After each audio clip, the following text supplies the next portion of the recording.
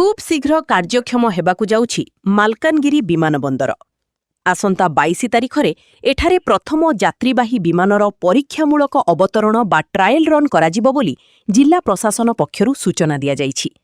एही परिप्रेक्षीरे विमानबंदरर सुरक्षा और आनुषंगिक व्यवस्थार तदारक करिबा पई आज राज्य गृह विभागर दुई वरिष्ठ सुरक्षा अधिकारी मनोज कुमार दास और नीरज कुमार नायक मालकानगिरी रे पहुंचिछंती।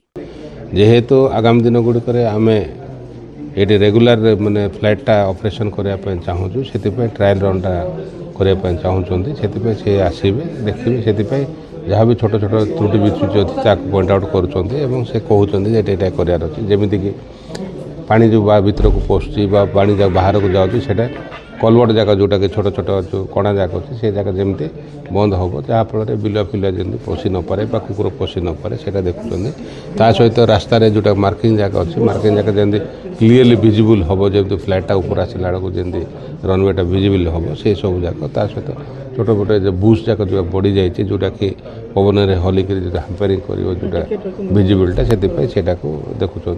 उभय अधिकारी विमानबंदरर रनवे टर्मिनाल एवं अग्नि निरापत्ता व्यवस्था समेत विभिन्न सुरक्षा दिगर कड़ा जांच करिसंती। एही जांच बेले सामनाकू आसीथिबा किछि सामान्य त्रुटिकू तुरंत सुधारिबा पई जिला प्रशासनकू निर्देश दिया जाइथिबा नै अतिरिक्त जिल्लापाल सूचना दैछंती। मालकानगिरीरू प्रवीण बिहारींको रिपोर्ट, एनटीवी।